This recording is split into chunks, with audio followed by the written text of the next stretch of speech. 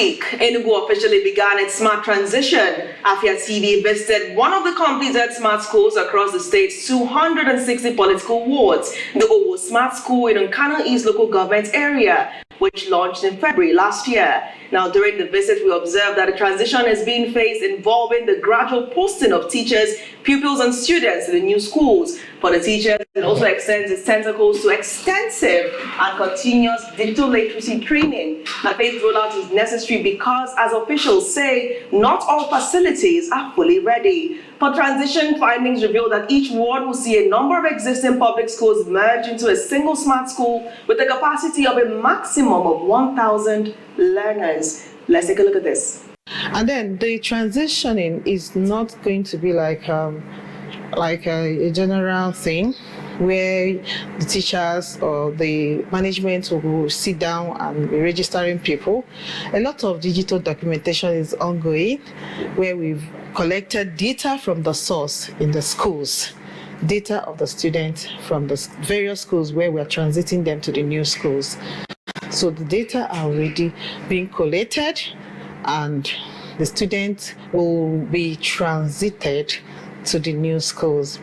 Now, we also need to let them know, smart school is two different things, comparing the already existing schools and the new smart schools. So there are a lot of orientations that will go on the aspect of the student as well as the teachers. Now, for the full interview, head over to Afia News on YouTube and don't forget to subscribe. On Enugu Kwenu today, we take a closer look at this transition, what it means, and indeed why it matters. This is Enugu Kwenu. I am Nathalie Uku. Good evening.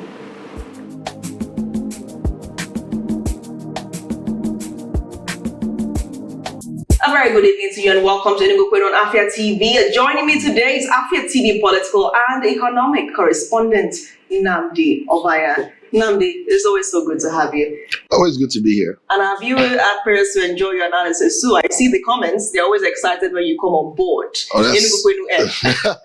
That's nice to hear. Nice to hear. I'm sure you read the comments. Don't pretend like you don't. I mean, you have a life outside the show, don't you? You do check your phone and you check comments. You know how the job is. It's very hard to have a life outside the work itself. But you still have some time to check comments. Now that you said it, I'm going to, dedicate some time. Yes. Get a cold drink, sit down, maybe spend the weekend reading comments. And responding to some as well. It would be bad to respond to some of your new fans and the old ones as well. So let's get into the nitty-gritty of today. I mean, the lead this week obviously has been education. And we saw the governor's address. We recorded the governor's address. And then we went ahead to say, okay, let's uncover what exactly this smart transition means. Let's not just rely on the structure, the Pentagon. Let's go there and see what the children are like. If they're enjoying the school, if they're learning anything, and if all of this is actually just truth or if it's propaganda. Before we get into it, when you heard about the idea of smart schools, what was your appreciation? Has it changed between then and now? No. I'm very partial towards quality education. I say this because I've experienced, what I consider both types. I've sat in classrooms where I was learning computer programming on a blackboard without looking at a system, and I've sat down in classrooms where the curriculum was fantastic. In secondary school, I had teachers that taught me things like geography and economics, and principles from there I still used to analyze issues till today. So I understand the importance of a good education.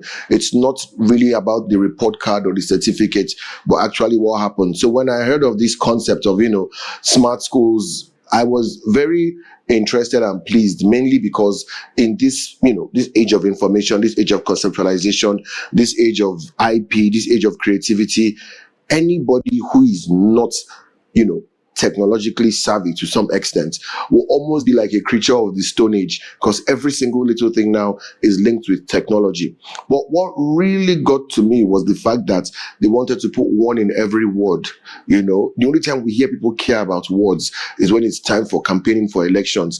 We never really hear of development at ward level. The most we hear is local government level. So when I had 261 in every ward, I always say this, the first thing that came to my mind is there is one walking distance from every child. which is very important. If you've gone to rural areas, you would see sometimes kids walking on the highways. Why? Because where their school is in one town, and that highway is the shortest distance to the entrance to their own village. So it's not always safe. We've seen mishaps where vehicles lose control. We've heard of kids dying. So to see that now they are putting these smart schools in a way that the kids are never too far from home, and also understand the safety aspect of it and the family dynamics. The fact that the smart schools are in every ward means they are also near to the parents.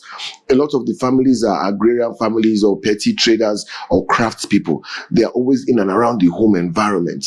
So to be able to have the children at school, not in one distant place, but in a place where they are still within their environment, it's very good for the family dynamics, particularly when the children are involved in learning whatever the family trade is. It's not a stress where after trekking 5 hours from school, you come and start sorting palm kernels and all that. As a factor, a mitigating factor has now been basically mitigated. And the fact that technology is being made available to those who should not be able to normally afford it, which I think is also very important. So for you, distance is a strong point, technology is a strong point as well.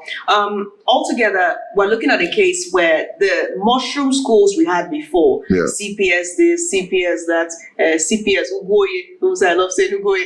I mean, all of those CPSs, and many of them would now be merged. So you might have like 3 schools. Like for the Owo school, we learned that I think 4 community primary schools and 2 junior secondary schools were merged into the Owo Smart School. So you have these schools being put together and into one smart school that has the capacity of 1,000, minimum of 840 learning capacity, and of course of staff as well. Essentially, I want to gain your appreciation on what this transition means. It sounds great. It's a great idea. Bringing everything together into a single hub. But it's never been done before. What it means is you will not have the scattered schools again. All of them will now be put in a smart school within their ward, and some wards have more than one. Some local governments have more than one. How can we appreciate this? What are we going to witness now, and are the prospects for the future? So actually, it has happened before, just not in recent times.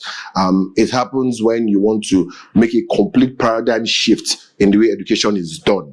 What happens in Nigeria is that, due to incompetence, ineptitude, lack of capacity and corruption, you have education systems that have been the same without any type of improvement since the colonial era.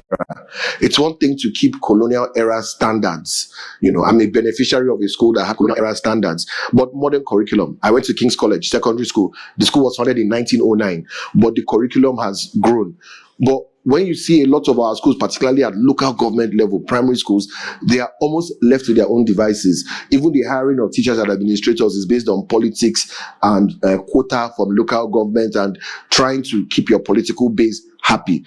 It had been done before in Lagos by the governor then. This was the governors who came in 1979, Alhaji Lateef Jakonde, where he built a completely new network of schools across Lagos State. He's the actual architect of Lagos, not to disparage anybody. There's this debate at the national level on who the real architect of Lagos is. I'm not trying to disparage Mr. President, but now that thing had been done and it moved Lagos education forward. Before that, Obafemi Awolowo had done that in the southwest region, but his own was mainly focusing on access, which was free education. Lateef Jakonde did structure. So what you're having in Enugu now is another paradigm shift of education. A lot of those buildings, a lot of those learning facilities were for curriculum that are not even relevant again. So you're having labs and rooms that have things that nobody is using again. Nobody's learning to use. These things should become historical pieces or museum pieces, not learning tools in the class. You need a more modern environment to teach children for this age. What you should be teaching as history, the same way when we're in school, nobody was teaching us how to do things they were doing in 1845. So now this paradigm shift has happened in Enugu. A lot of these schools really need to be cleared out. You've seen the structures. Many of them are not even, because of corruption, they've not been maintained. They're not even fit for habitation. The fear is that one of them goes and collapses on innocent children. So it's even good they're moving them into these new structures. You can now level those structures and, do other things beneficial to the community with those spaces. And now you have one place, one environment, and a higher standard. So I think doing it is necessary to shift the paradigm on how education is delivered to children. But the question is not about necessity. The question is about the meaning.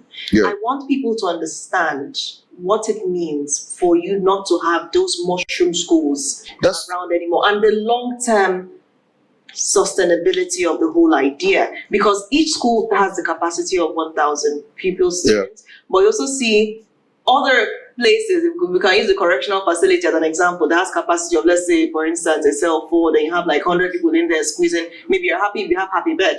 That's an example. Yeah. So what, in terms of the future, what does it mean for the pupils now?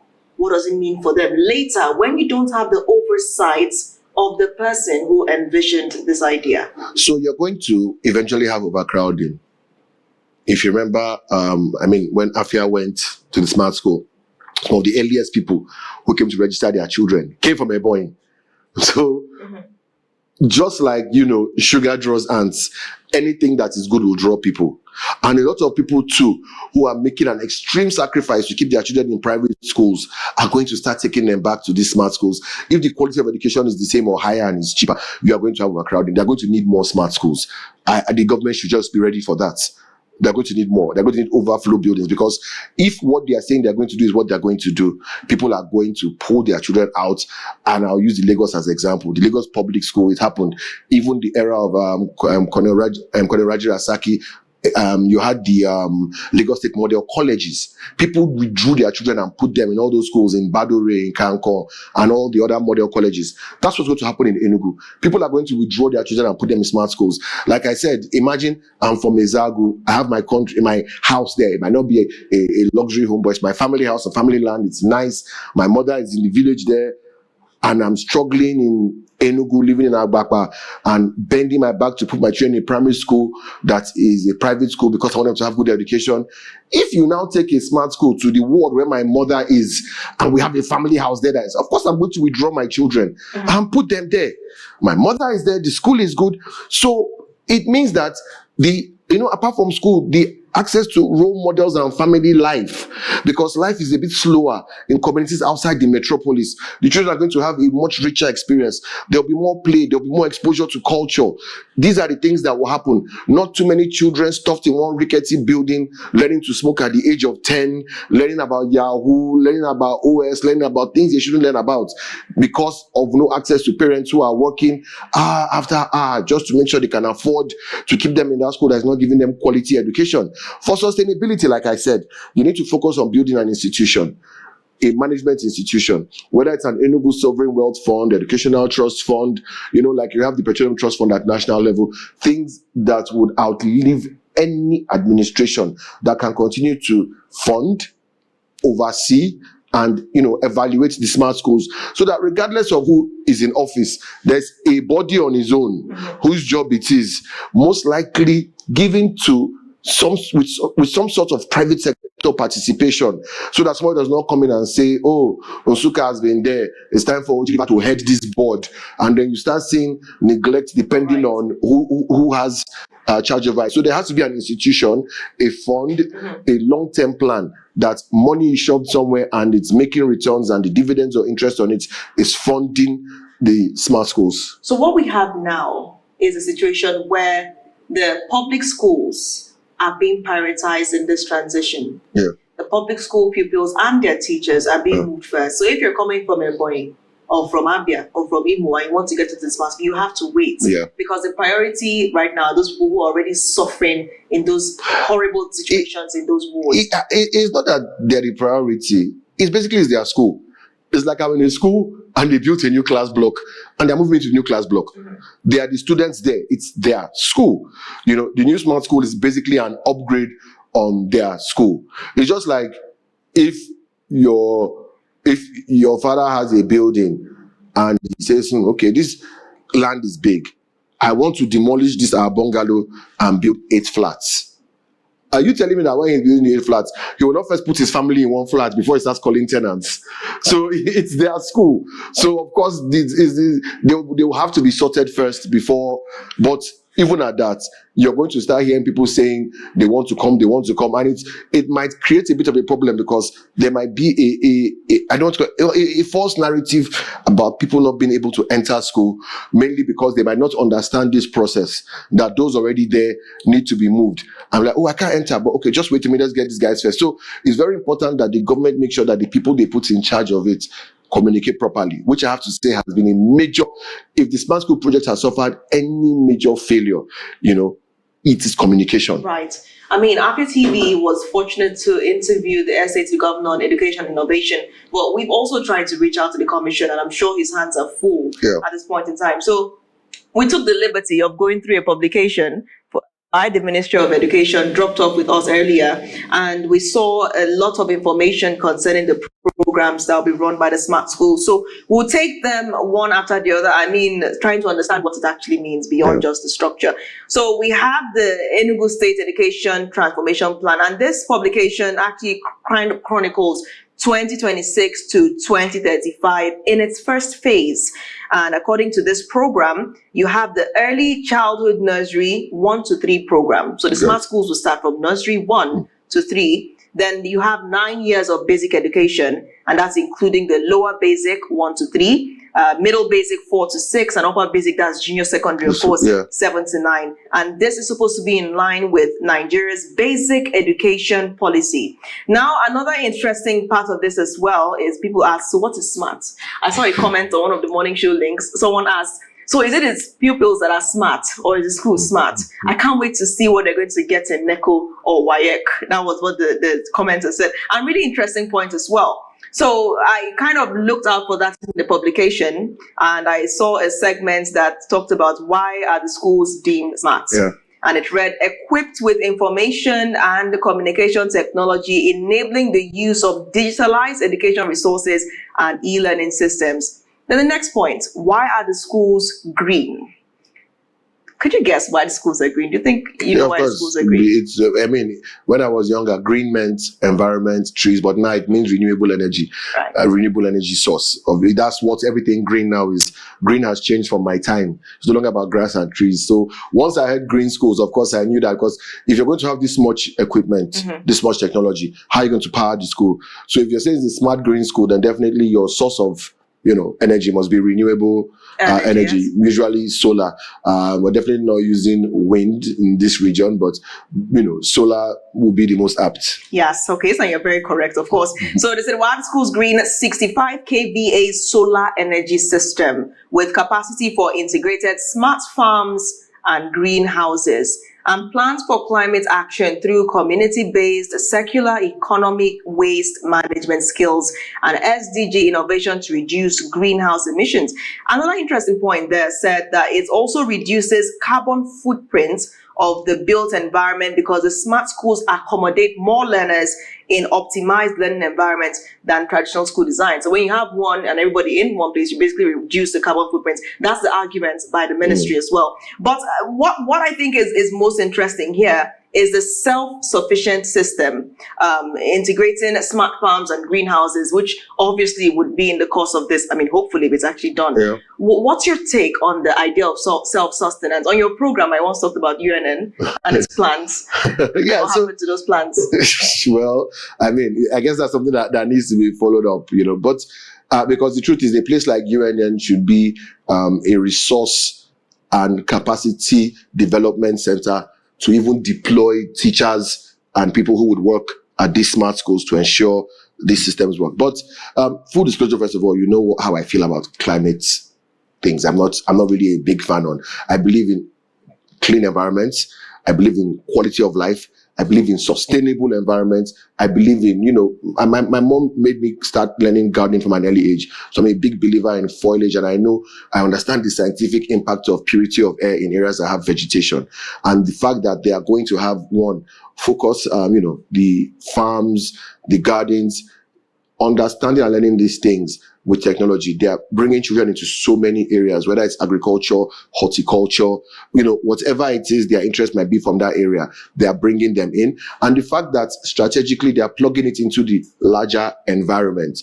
Because to do all these things, you're going to create more jobs. You're going to have people who have to teach children these things, people who have to manage these systems. The waste system, which of course, guessing by what they are doing, will be biofuels, getting methane gas from decomposed organic material. So plugging it into the larger frame, meaning that these smart schools too have the capacity to become, mustard seeds to generate a larger framework to not just power, but also feed their local communities while even developing capacity of the children there. And you're able to retain some of that capacity. What you have now is every brilliant child is running if he's in the village, running to Enugu. Once he feels big for Enugu, running to Lagos. Once he's too big from there, he's jumping into Canada. That's right. So how much capacity can you retain at base level in that community? If somebody starts from zero, imagine somebody starting from zero to becoming a world-renowned agricultural technologist, and he remains in his community, the amount of development that will happen with him, that community is going to grow with him. So as much as they can retain, and the truth is that GS1 to GS3 is very key in forming any human being. I think by GS3, you know who somebody is going to be character-wise. So it's very important that, all these things are there. And that impact, very importantly, to keep the children. Remember the governor's address where he said people will no longer be waving their children goodbye. But because it's about retaining capacity in the community. All right. When we return on Enugu Kwenu, we're going to delve into emerging conversations around possible competition for private school owners in the state and, of course, across the region when the doors are open for other pupils, students from across the region. The Enugu Kwenu show, Enugu Kwenu returns in seconds. Stay tuned.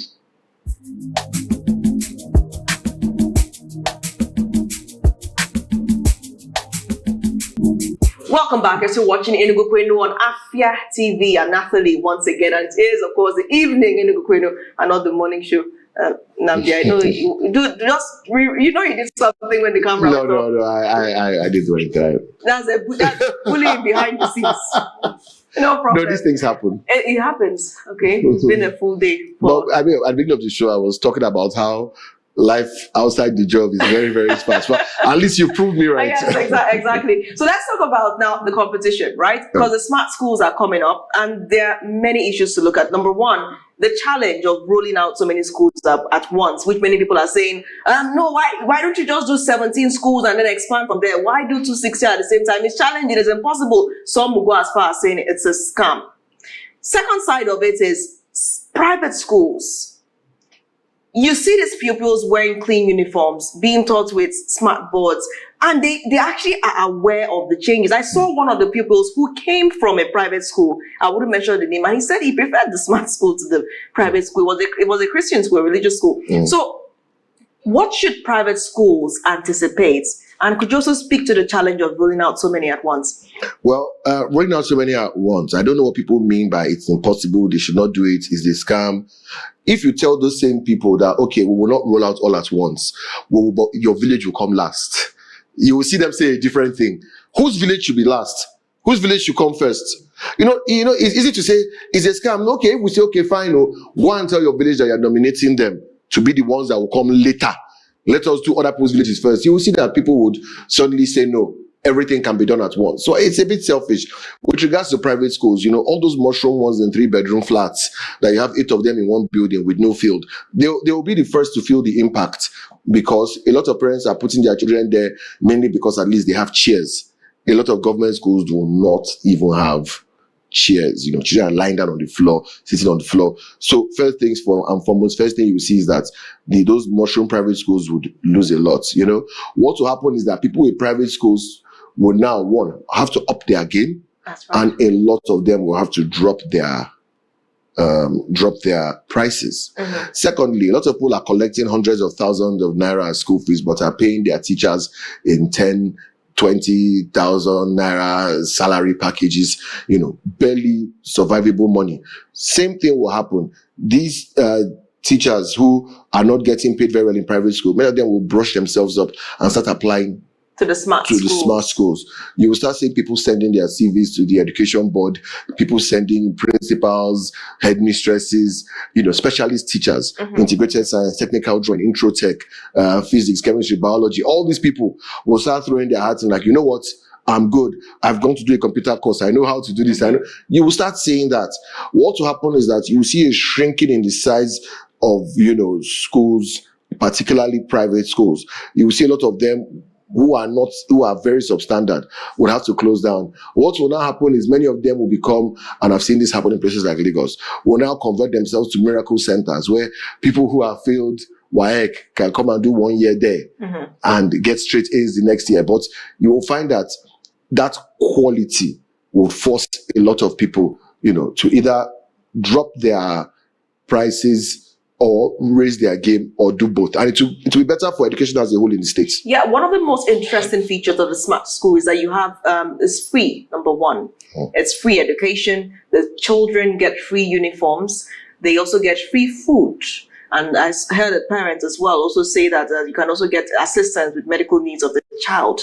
So you're not paying for school fees. You're not paying for books. You're not paying for uniforms. It raises the question of how this can work, because schools pay fees for a reason, but we understand that free education is also important, free and compulsory education. So how does that ecosystem thrive? Could it negatively affect the school in the long run? If there's corruption and dishonesty, the reason why you are worried is because government is inherently a socialist contraption, in the sense that it comes out of a social contract between people, where we give a little of our power to a group of people that we select so that they have more powers than the individual, but never more power than all the people. And what we see is that when that happens, the power grab, but that's a political conversation. Society is capitalist. So we believe that people must pay to get service, and that if you want good value, you should pay better. And that the higher the quality of something, the higher the utility gained, the more the price should increase. But if this is a government service, it means it's already paid for. That's what taxes are supposed to be for, to provide government services. And if basic education is a right, anything that is a right is not something that you should pay for. Now, that's why, people don't understand that housing is not a right. So when you said something about basic education, yes, and that's the basic level. Yes. Do you think when it gets to the level of the TVET college, because I'm seeing reports, I'm seeing photos making the rounds online, yet to be confirmed, showing some fees for the TVET college. Now, I can't speak to that because, like I said, we're trying to get across to the Commissioner for Education to confirm this. Does it mean that fee would end at probably class 9 at JS3, and then possibly they will have to pay fees? The right is basic education. That's right. So the definition. So does that not? So when you get to the TVET level, it's no longer basic. That's what I'm saying. It's now by definition of your own laws. What is basic education? Either by international convention, local law, or GAP, generally accepted practices. That's what determines what that basic education is. Of course, there are levels you get to where government might not give free education, but give subsidized education. In Nigeria, we've had subsidized education, and that has done more harm than good to Nigeria, in the sense that standards have not been able to stay up. Lecturers have been paid and are still paid very poorly, and people who manage to get knowledge in spite of, not because of these places, because of lecturers who manage to deliver in spite of, not because of quality environment to work in. First thing they do is they pack their things and go and take this little knowledge abroad, scale it up on the value chain of capacity, and offer their services to foreign countries. So that subsidy is another thing government does. So what you'll probably see from the technical college is subsidized education, not free education. Because if you were to go to a private technical college, you know how much it would cost. Ask anybody who's in private school how much they pay as school fees at any level, especially universities. Even back then, thinking about it, I'm talking decades ago, when my two younger ones were in private uni, their school fees used to make me angry.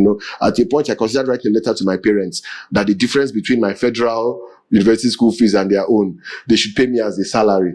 But that's how much it was. But if the government is going to subsidize that one, I don't think there's anything wrong. Asking government to give free education all the way can happen in a society where the government has said we are going to prioritize and face education. Even for Enugu to be able to give quality smart school education to this point is because they've committed themselves to giving as much as 30%, far above the 8%, suggestion by international agreements and concessions. But if you're going as high as 30% to education, that's why they cannot afford this. Let's get to the tough question too.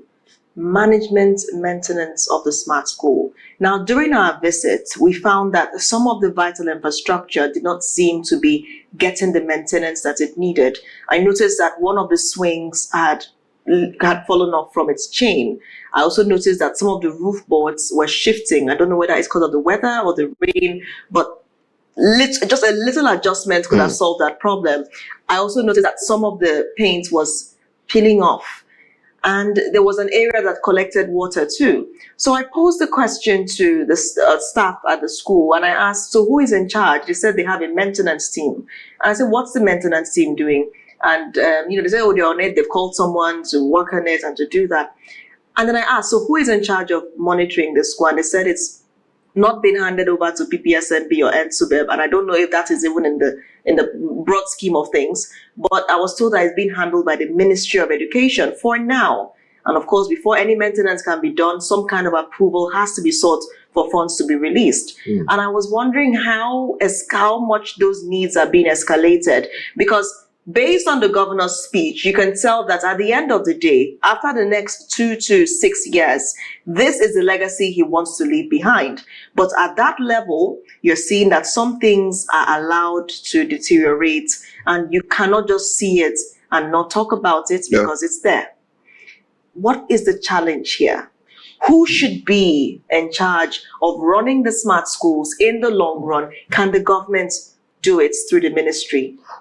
There's a video, there's this guy I love watching online, and one of his most recent videos, very controversial, and he said there's no word like maintenance in African culture. We are not people who maintain, we're consumption people. We build, consume, and it sounds funny, and he kept asking people, what is maintain in your own language? What's maintenance in your language? And, really, it made me laugh. Not because maybe Africans are people who like things to spoil, but if we think of things like African fabric, I know the Togo I wear in my place, I've had one all my life. One.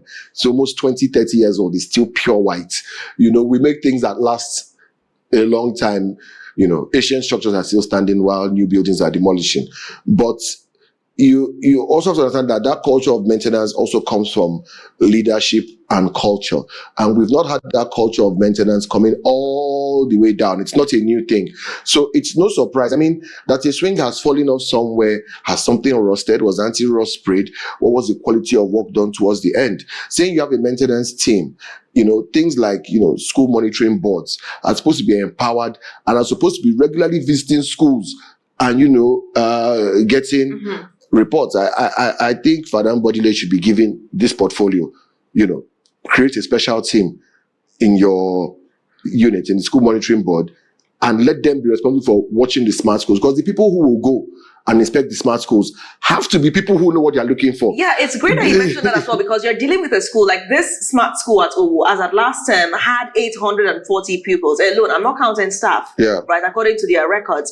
So you have high traffic. And this is children. Children will be children. Children love to play. They will swing. They will turn the carousel. I mean, I did that in my time. So it means that there is need for daily compliance checks, daily monitoring. Does this swing need oil? Does this? But right now it appears that at this level, and I understand it's just starting out, but there are already those teething issues. And Smart School appears to be the model for the rest.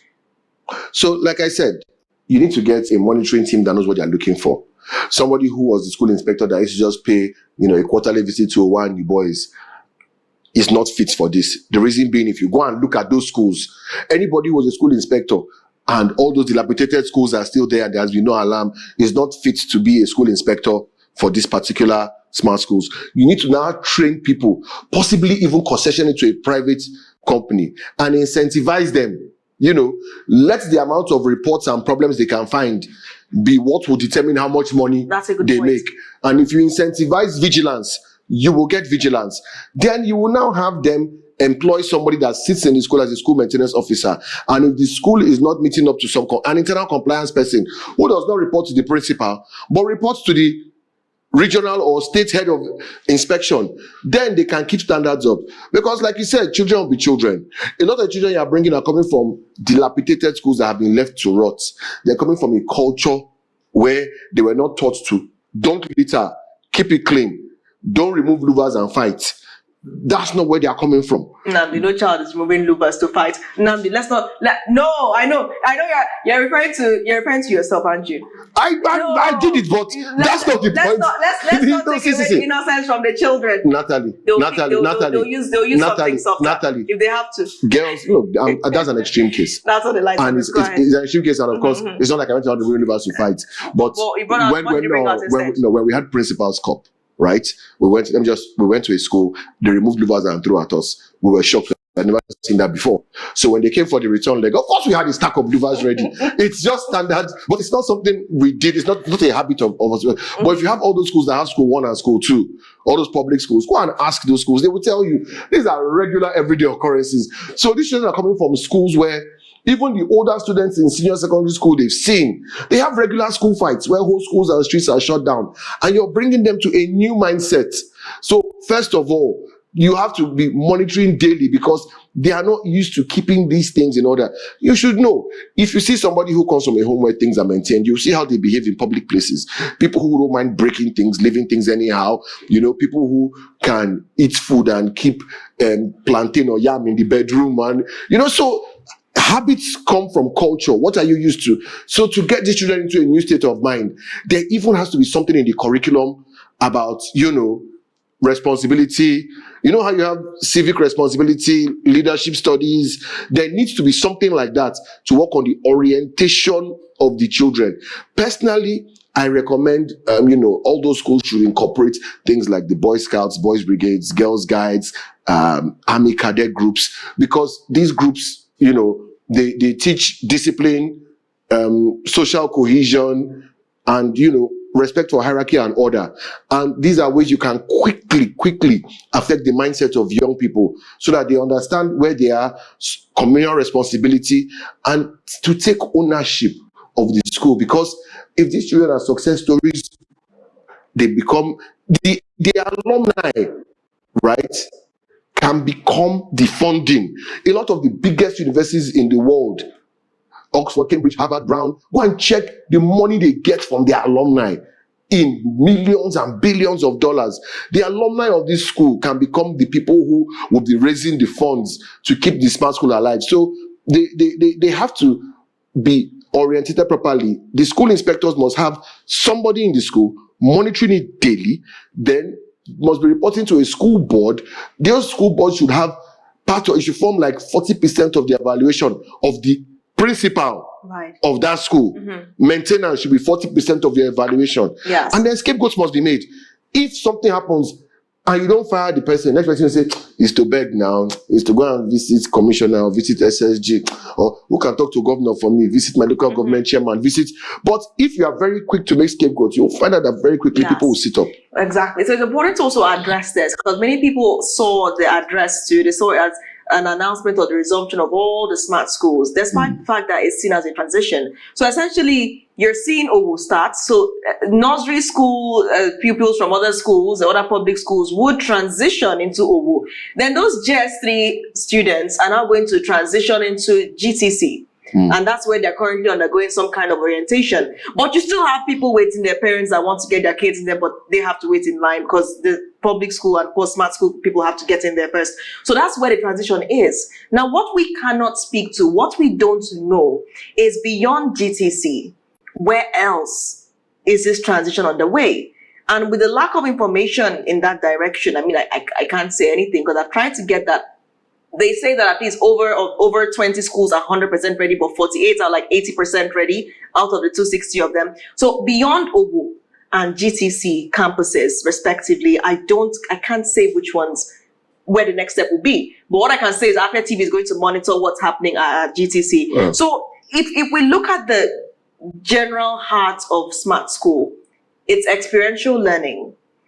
experiential learning is said to be what is setting the smart schools apart from other schools that you're seeing littered everywhere. Now, Enugu State is boasting to be the first African subnational state that has done this in basic education, experiential learning. How do you receive this? And do you think that Enugu is ready for this experiential learning transition, which is the essence of the smart school in the first place? Everybody should be ready for it. It's a shame that only Enugu is doing it, and kudos to them for taking the bull by the horn. It's a big shame. We are even by now. I've expected that everybody should be at their different state houses in different states, asking their governors why their children cannot get this level of education. If a state that does not have one of the highest IGRs in the country is doing this, what are all the South states doing? What's Rivers doing? What's Delta's doing? What's Akwa Ibom doing? What's Cross River doing? Highest IGR in Nigeria, Lagos, what's it doing? What's Ogun doing? The FCT said they are doing smart schools. Yeah, we saw it. Man, where are the rest? So, we want to know why is it not in every state? So Enugu doing it, they are doing the right thing. Let us just call a spade a spade. They are doing the right thing. With respect to, what's happening. Remember I told you at the beginning about communication being a big issue. A lot of things you are saying, a lot of people don't even know. A lot of people don't even know that when they're hearing smart school, they think it's just fine school. A lot of people don't even know the details. And I think that giving media information is good, but there has to be a deliberate campaign because the media is not working for the state government. There has to be a deliberate media campaign undertaken by the state government to visit media houses, have town halls, meet people, community leaders. Local government chairmen should be having town halls in their local governments, letting community and ward leaders know that, look, this is what this, so that at the level of the ward, people take ownership of their smart school. Like, these are our own, don't try also. When that is there, even things like maintenance, you will not have problems. So that's what needs to be done, because it's the right time. Experiential learning is not something that we should be asking if we should do it. We should not be doing anything else. In fact, part of the problem of basic education in Nigeria is that we drifted from experiential learning to classroom learning, reading and writing and cramming, taking down notes. We stopped learning and we started answering questions. We became robots. Cram, put. But people cannot even teach what they are writing. People are having 6 A's in WAEC, but cannot teach somebody. Right. They've just crammed. Let's look at the children, central. And I know I've said children so many times because that's where this whole thing is actually going to. What's the fate of a child that does first 9 years of basic education in an average public school that, as I'm quoting the child we spoke to, that the teachers don't teach well and facilities are generally poor? And what's the fate of a child that attends 9 years of smart education? How can that experience shape either child's future? In the broad scheme of things, what's the likelihood for the first child and for the second child? There's something you said at the beginning, which was parents are waiting to see what the NECO results will be like on smart school. And that's where the stupidity of Nigerians lies, with all due respect. We've so based our self-validation on degrees and results that we don't know what education really means. We like titles, we like prefixes, suffixes, doctor, chief, professor, double chief, honorable, double chief, MSc, MMP, CFI, PDP, APC, 419, everything following your name. That's what we love. What about, have you heard architect, Nnamdi? I've seen pharmacists. I've seen journalists. Journalists. I can't remember. Yes, now journalists. Pharmacists. I'm like, so we like all those things. We like paraphernalia. But the real substance of what we're doing is always, left.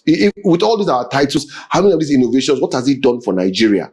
Where is all these titles we're carrying? Many of them are in House of Assembly, many of them are in the executive, many of them are in judiciary. Where is it? Where is all this? Look at the mess of the country. Where is it? So You have a child in a smart school, a child in a public school. Child in a public school, my girls become a very intelligent guy, 10, because there will always be geniuses. And even in those underfunded schools with poorly motivated teachers, there are still one or two heroes. There's some people for whom teaching is a passion, and you find them everywhere. And they always connect and change people's lives. What the smart school child has that the child in public school doesn't have is options. Break it down. I like the sound of that. It speaks so much volume, but tell us what you mean. If you go to a public school, unless you are a straight A student who can get scholarships, you probably would have it very hard. And you might still have it very hard even at that. The smart school child by GS3 has such an open mind that he's thinking in ways the public school child is not thinking. He has seen opportunities to make a living elsewhere, to make impact on society elsewhere.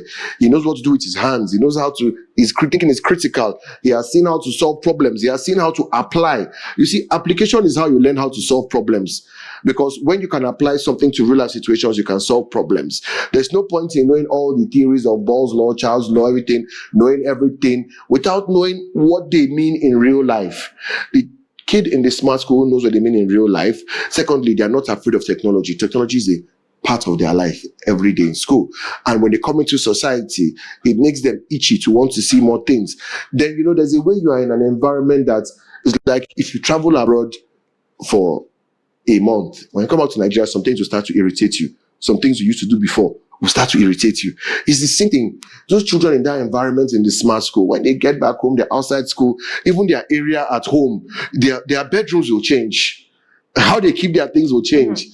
Because in school, they are being taught the delicate maintenance of technological things. Always clean this, always store this well. Yes. Be careful with this. So what I found interesting as well during that visit, and we have to mention this before the show comes to an end, is we saw that, and this happened in a certain area of the school where some GS3 students from the smart school who did not pass the BESA exam were basically not allowed to get promoted because they failed. And while they had to basically tell the parents that, look, they have to resit this, they can't be promoted except they resit this.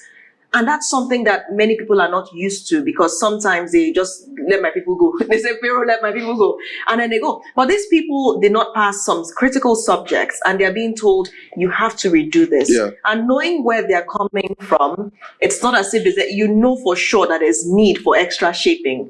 And these are people in such critically low conditions that they have to resit that exam. So there's nothing like, let go. This child has to study. What's your take? Do you think it's too harsh for them to be asked to stay back? Or that problem you experience is not a Nigerian problem. It's a global problem where you have wrong incentivization of public education. In fact, America is far worse than Nigeria when it comes to that, particularly in neighborhoods where you have black, poor, and disadvantaged people. So what you have is that they are incentivizing number of students that go through the school. So what the Board of Education and the schools want to do is pack as many children, because there's a fee per child, a subsidy fee per child. So the more children we can move through, the more money for us. So making sure children pass becomes secondary. Having bodies on the attendance sheets is what is important. And if 20 people are failing and staying in one place, what happens is they say, why are your children failing so much? Maybe they'll cut my money. So like you said, let my people go. So now there's a where meritocracy is required. So you are forced to teach, which is what our institutions have not been doing. They've not faced time to teach the child.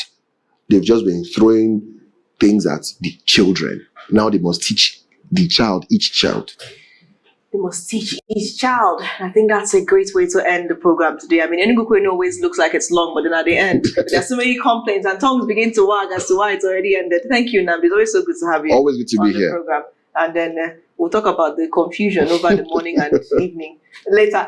All right, of course, that was Afia TV political and economic correspondent Nnamdi Obanya. Nnamdi seems to see the positive future, the ray of sunshine that the smart schools are bringing. We'll see what happens in the next couple of years. While many stay optimistic, many are still trying to understand what this means. But I hope at the end of this program, you're able to get a grip of this transition inside Enugu's Smart Green School transition.